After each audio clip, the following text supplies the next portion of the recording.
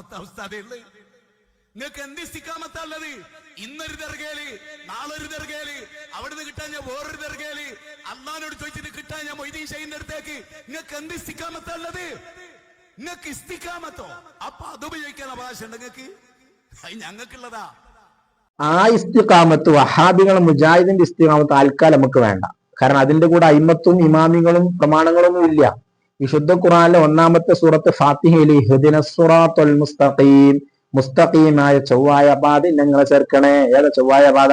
സിറാത്തുൽ ലദീന അൻഅംത അലൈഹിം, അല്ലാഹുവേ നീ നിഅമത്ത് ചെയ്ത പാതയാണ് ചൊവ്വായ പാത. ഏതാണ് അല്ലാഹു നിഅമത്ത് ചെയ്തവര്? അത് സൂറത്തുൻ നിസായിലെ 69-ാമത്തെ ആയത്തിൽ പറയുന്നുണ്ട്.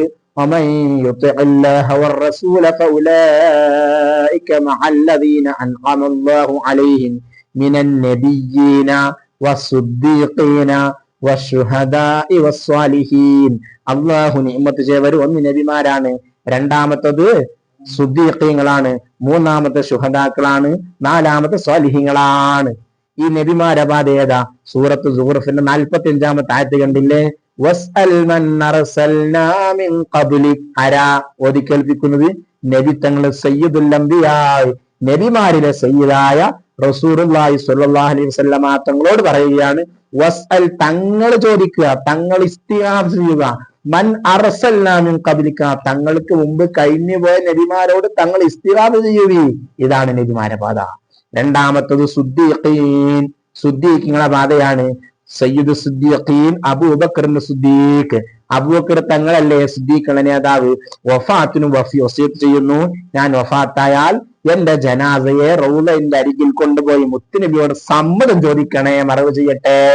ബഹുമാനപ്പെട്ട അബൂബക്കർ റളിയല്ലാഹു അൻഹുവിന്റെ ഈ ചരിത്രം റാസി റളിയല്ലാഹു അൻഹു തഫ്സീറുൽ കബീർ റാസിയിൽ വിശദീകരിക്കുന്നത് വമിൻ കറാമാത്തി, അബൂബക്കർ തന്റെ ഖറാമത്തിൽ പെട്ടതാണ് സ്വഹാബികൾ അവിടുത്തെ ജനാസ എടുത്തുകൊണ്ടുപോയി റൗളന്റെ അരികിൽ വെച്ചുകൊണ്ട് അസ്സലാമു അലൈക യാ റസൂലല്ലാഹ്, സ്വഹാബികൾ ഒന്നിച്ച് ഇസ്തിഗാസ ചെയ്യുന്നു, ഓ നബിയേ, ഹാദാ അബൂബക്കറിൻ ബിൽ ബാബ്, അബൂബക്കർ തങ്ങള് അവിടുത്തെ മുമ്പിലുണ്ട് നബിയേ. കണ്ട, സ്വഹാബികൾ മുഴുവൻ ഇസ്തിഗാസ ചെയ്തു. ഇതാണ് സുദ്ദീഖീങ്ങളെ പാത. മൂന്നാമത്തെ ശുഹദാക്കളെ പാതയാണ് ആയത്തിൽ പറഞ്ഞത്. ബഹുമാനപ്പെട്ട ഏറ്റവും വലിയ ഷഹീദാണല്ലോ ബഹുമാനന്റെ ഉമർ ഇബ്നുൽ ഖത്താബ് റളിയല്ലാഹു അൻഹു. ഉമർ ഇബ്നുൽ ഖത്താബ് റളിയല്ലാഹുവിന്റെ കാലത്ത് മഴയില്ലാതെ പ്രയാസപ്പെട്ടപ്പോൾ സ്വഹാബി വര്യര് റസൂലുള്ളാഹിന്റെ റൗളന്റെ അരികിൽ അവിടുത്തെ സ്വഹാബിയായ ബിലാൽ ഇബ്നുൽ ഹാരിസ് റളിയല്ലാഹു അൻഹു കൊണ്ട് നബിയേ ഇസ്തസ്ഖില്ലാഹ ലി ഉമ്മത്തിക, തങ്ങളുടെ ഉമ്മത്തിന് വേണ്ടി തങ്ങളുടെ മഴയെ തേടെന്ന് പറഞ്ഞ് ഇസ്തിഗാസ ചെയ്തു.